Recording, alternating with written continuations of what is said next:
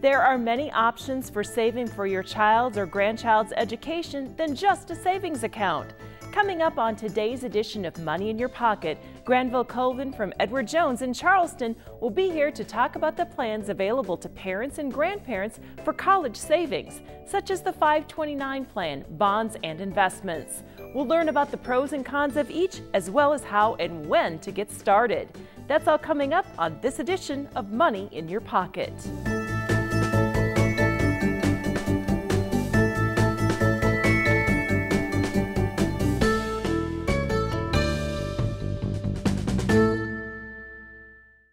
This program is made possible in part by Credit Union One, proud to support Money in Your Pocket. Credit Union One offers savings and lending options. Additional information on membership available at creditunionone.org.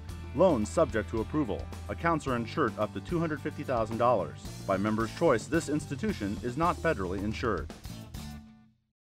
Hello and welcome back to Money in Your Pocket. I'm your host, Lori Banks, and today we're talking about ways to save for your child or your grandchild's education. And Granville Colvin, a financial advisor with Edward Jones, is here.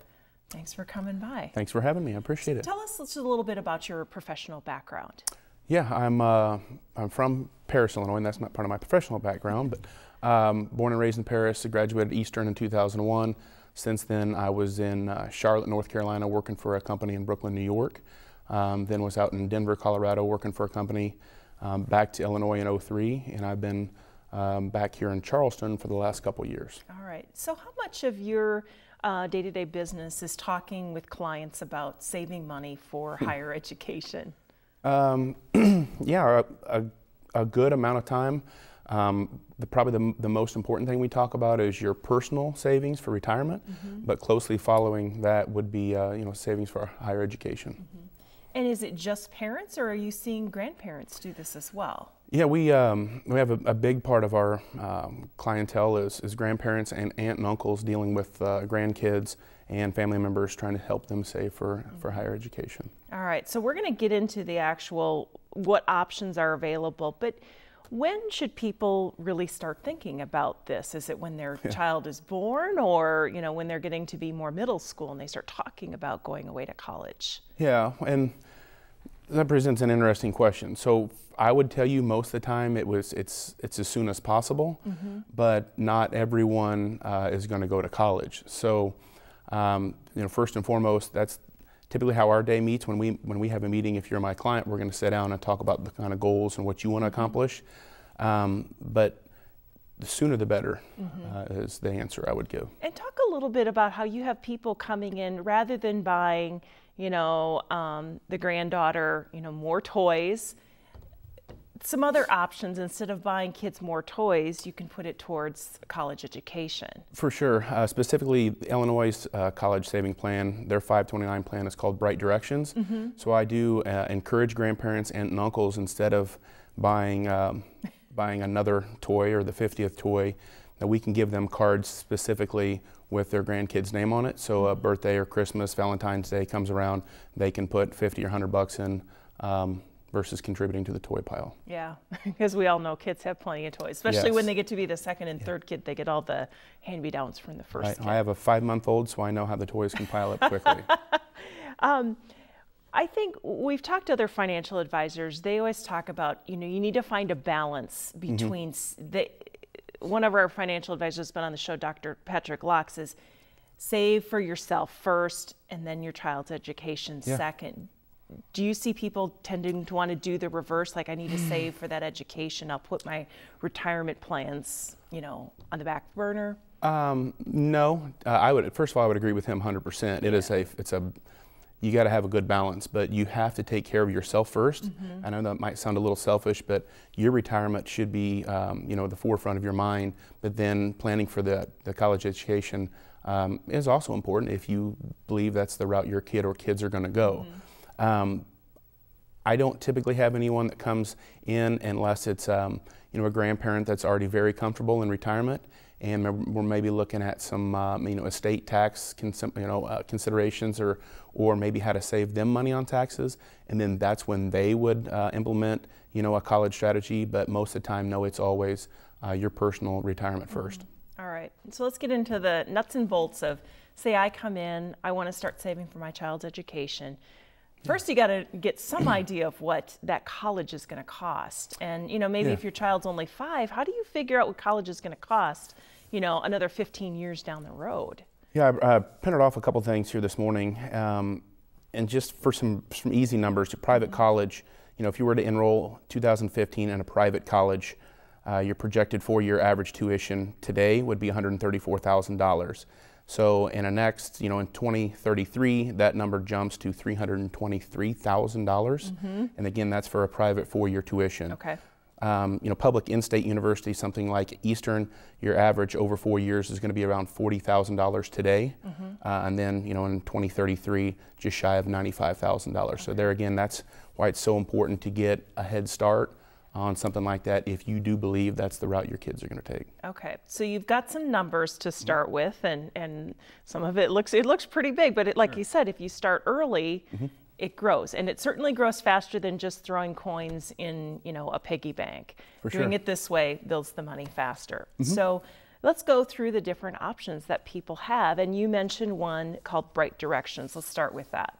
Yeah, so Illinois has their 529 plan. So every state has a 529 plan. Okay.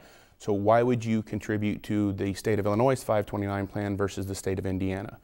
Well, first and foremost, if you live in the state of Illinois and you contribute to that state's plan, then you can claim that on your taxes. Okay. So if you lived in Illinois and you put into the state of Indiana's plan, that's fine, but you can't get those tax breaks per se. Well, then on top of that, though, we still want to look at, there's 50 different states. How is the state of Illinois' plan? I always tell one of my clients, or my clients in general, whether we're talking about any investment, the first and most important thing is it safe? Obviously, with the budget cuts in the state of Illinois, how it is around here, that's forefront in people's minds. So the most important thing is your money in the state of Illinois' plan, it was always your money. Okay. They don't have any control of it. They don't make any of the decisions, 0.0% decisions on their part. So regardless of what is happening with our state budget and budget cuts, that 529 money will always be yours. Okay. So, and specifically with the 529 plan, whoever is the owner of that plan, you control that money. So again, the state has nothing to do with it. There is some tax breaks per se. So a 529 plan, Bright Directions, the money that you put into that plan will grow tax-free if you take the money out and it's used for higher education. Okay. So if you put $5,000 in, it grows to $20,000, luckily. If you take that money out and you just buy a new car, well, then that would not be a proper thing to do. And those obviously get audited from time to time. So anything, laptops and stuff like that were just added last year.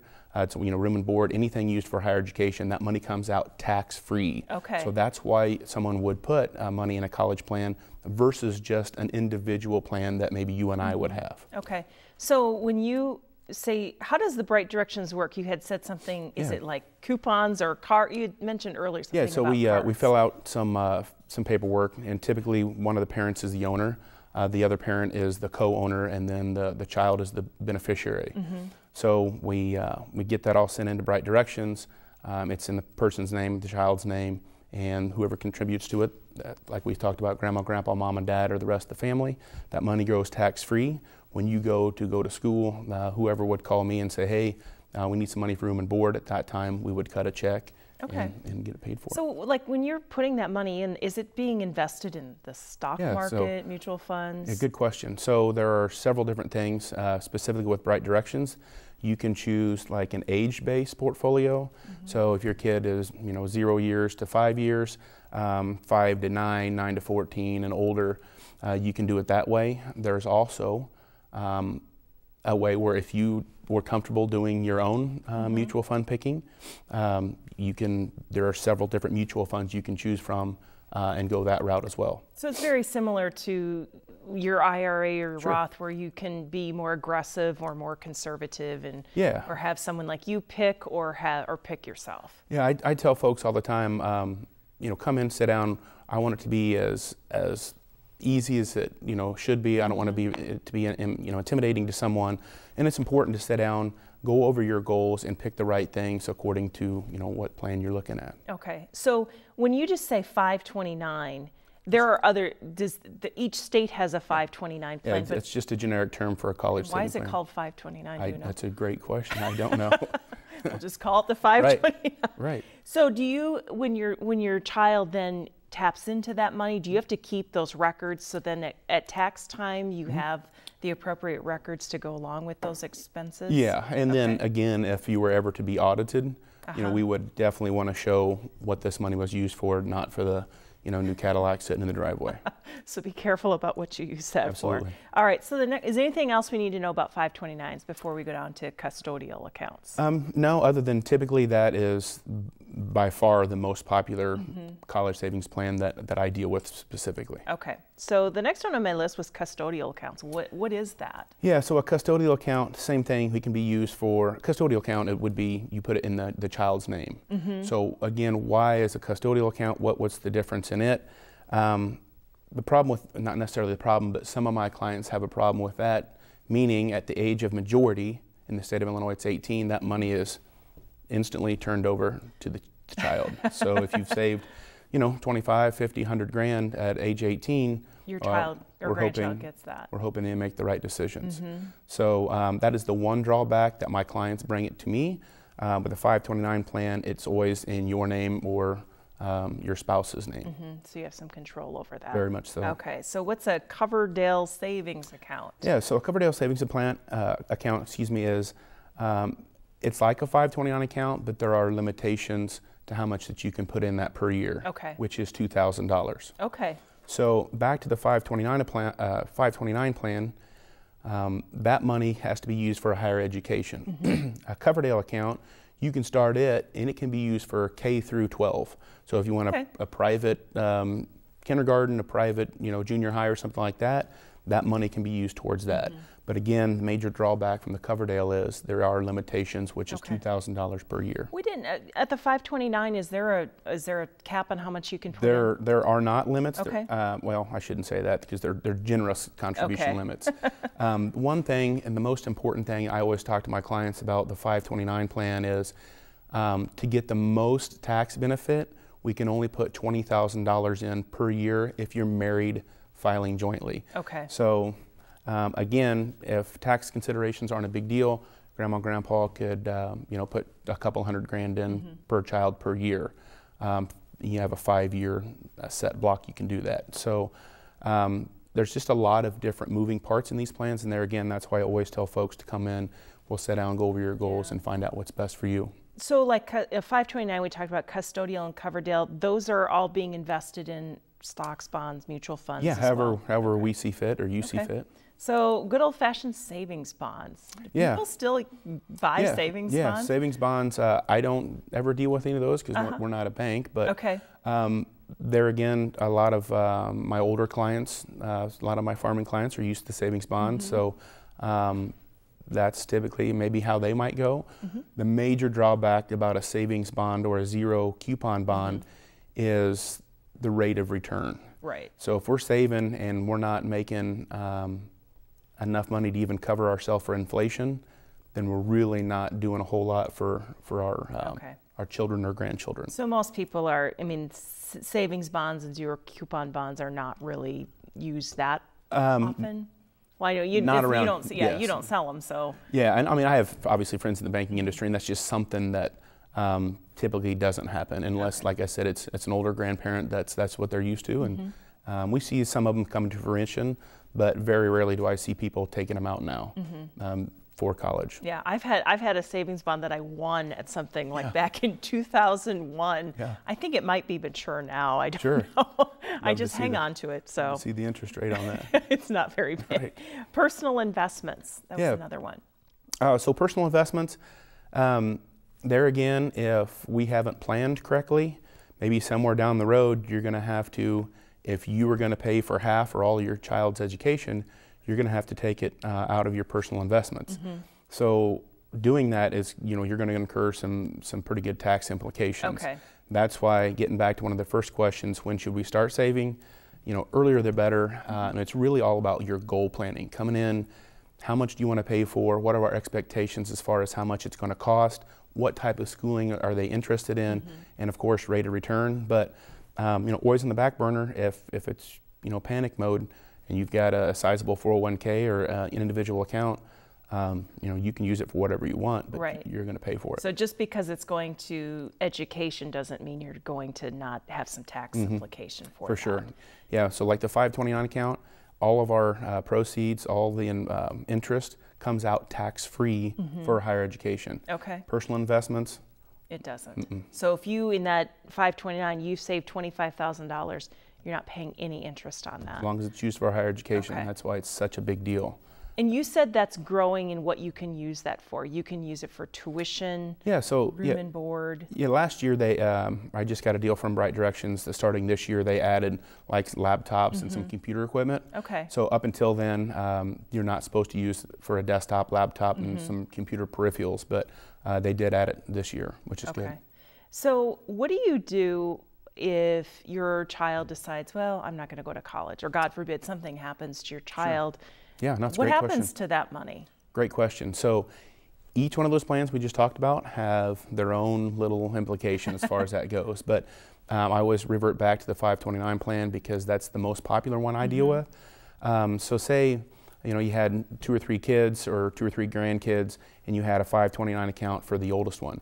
If she decides, hey, I'm not going to go to school, that can automatically bump down with no tax implications and go right to the second one. And there again for the third one. But let's say we're down to the third kid and we've got 25 grand saved, and they miraculously get a full ride scholarship, and you're sitting on a pile of money. There are tax implications, and there would be a 10% penalty if that money comes out and it's not used for higher education. Even if you'd say, well, I'm going to take that and roll it over into my Roth or something. Yeah, no, especially if you rolled it into your Roth. Really? They would, because a Roth is money that's taxed up front. Okay. So they would hammer you on taxes. So has that ever happened where you've had someone not use that savings account money? Typically I haven't had. I mean, there might be a little bit, but never have I ever had someone come in and say, you know what, we've saved too much money for college. So, but it is possible. Okay. And there again, that's where I really think it's important for someone to sit down with an advisor so we can make sure that doesn't happen. I know you're not a CPA, but you certainly deal with tax implications as with any retirement. So when you're putting money into that 529 plan, is that like some of your other retirement where you can use it to your tax advantage? Yeah, so a lot, again, back to my grandparents or for estate tax purposes, I have a lot of folks that will set up accounts for their kids, grandkids, specifically to help them with taxes. It's very involved as far as what you can do and how much you can do per year per kid. That's something you would definitely want to talk to a CPA about. But I have a lot of folks that come in, and that's why we set up a 529 because account. They're trying to reduce their income, so Absolutely. they're getting into a smaller tax bracket. Absolutely. Okay, so there's tax implications if you use the money for something else other than higher education. There can be tax implications. Sure. I always tell everyone. Complicated. I always tell everyone our lovely government will find a way to tax some of that money unless we plan accordingly. Right.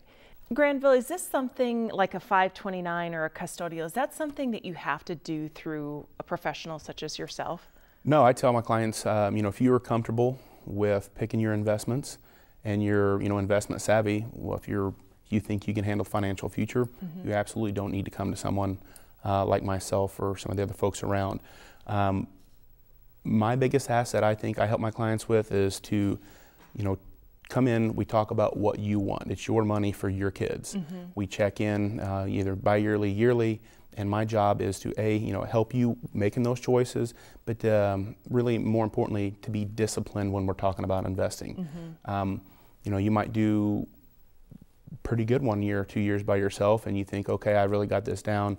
But if we're not disciplined, it can turn and not be so well. I think for a majority of us, myself included, I would rather have a financial advisor take care of it. It's even when I get my statements, like, wow, this is complicated. Yeah, and I agree. Before we were in the industry, my family's been in banking and financial advice, so it's one thing for me, but you talk to other people, older, younger, and your peers, and they're like, this is kind of like Spanish to us, help us out with it. So I go to them for different things, and then obviously they come to us for some different things, so I agree. So your clients that are saving for their child's education, are a vast majority of them saving like the whole pile, or? No, that's a great question. So that's a really good question. People come in and say, how much do I need to save? Well, there again, that comes back to at Edward Jones, we do a 5-step process. Where are you at? Let's look at your goals. Where are you at today? How much do you think we can afford? We do a budget. I do a budget personally with my wife. And it's all about finding a happy medium. Of course, you might have be able to put $1,000 a month in this college savings, but now we don't have any food on the table. Well, of course, that's a problem. So coming in, sitting down again, and talking about kind of what you want, what your thoughts are, and then moving forward, but most importantly, checking in frequently to make sure we're hitting our marks is really, I think, the proper way to do it. So just because you start with, okay, I'm going to pack away $500 a month for this savings account doesn't mean it has to stay that way forever if your circumstances change. even monthly. I've had clients that come in and we start when their kid is a week old, and they say, here's what we're going to do. Then I get a call and I encourage them to check back. Is this comfortable? Is it $500 too much? Is it not enough? Well, we obviously want to do, we want to save, but we also want to live our life and be able to enjoy things. So maybe we need to back it off. Maybe it's not enough and we can add more to it. Again, I always tell my clients, you can never save too much money early enough. Right. And I would think parents could maybe collect, birthday money and that sort of stuff, and, give their child a little bit of it, but then take that. I remember in the old days when I was a kid, now my mom would say, now you're going to put that in the savings accounts, because we didn't. No, college was cheap when I went, and now it's more expensive. For sure, and interest rates, in the mid-'80s were 15, 16%. Right. So I had a savings account too. So those days are since passed, and there's more tax advantage ways, and there are more ways to accomplish that goal of either retirement or specifically college savings that, in my opinion, the returns are better if we have a disciplined approach to investing. I know it changes with the market, but what can you tell people if I came in and said, I want to, invest this in college savings, what's my rate of return? Yeah, no, great question. So getting back to specifically when we look at Illinois' plan of Bright Directions, when we look at, like I was talking about, your age-based portfolios, so your younger kids are going to be more aggressive. It's just like you and I on our own retirement. I'm 37 years old. I can afford to be ultra aggressive with my own personal retirement because I'm nowhere near retirement. Well, same thing with a college or with an adolescent. They have a lot of years to save. As we get closer and closer to them going to school, we're going to pull our foot off the gas per se. So, without holding my feet to the fire, you're looking at something that's aggressive. You want to have 5-6% return, should be pretty standard. Okay. I'd rather under-promise, but you get ready to go to school a year or two out, we're definitely gonna have those expectations down to just around inflation, just to make sure we have that money there when they go there. I should ask, can you still be saving and putting money in that account while they're in college? Absolutely, and I would encourage it. Okay, so it doesn't stop the day they enroll. For sure. As a freshman. I guess one caveat to that would be, if grandma and grandpa had $300,000 sitting per kid or $250,000 per kid in an account, and you haven't taken care of your personal assets or personal retirement, then we might look to saying, okay, I think we're pretty comfortable over here. But there again, that's never happened in my office, but it is definitely possible. It certainly happened. Well, Granville, thank you so much for coming by the show and enlightening us on ways to save for child or grandchild's education. We appreciate you sharing your information with us on Money in Your Pocket. I appreciate the opportunity. Thank you very much. Here's the bottom line for saving for higher education. First, Granville suggests to start early and include education savings in your overall financial plan. Research the future cost of higher education and think about turning money for toys into money for college. Look at the various savings plans. Each will have limitations on how much you can contribute and what you can use the money for, so do your homework. Be aware of the tax implications and consult with a financial or tax professional who will help you navigate it. You can invest on your own if you're well versed in the market and investment, but like many Americans, you'll probably be using a financial advisor. And that's our program for this week. Thanks for joining us, and be sure to check out all of our programs online at youtube.com/WEIU-TV. This program is made possible in part by Credit Union One, proud to support money in your pocket. Credit Union One offers savings and lending options. Additional information on membership available at creditunion1.org. Loans subject to approval. Accounts are insured up to $250,000. By member's choice, this institution is not federally insured.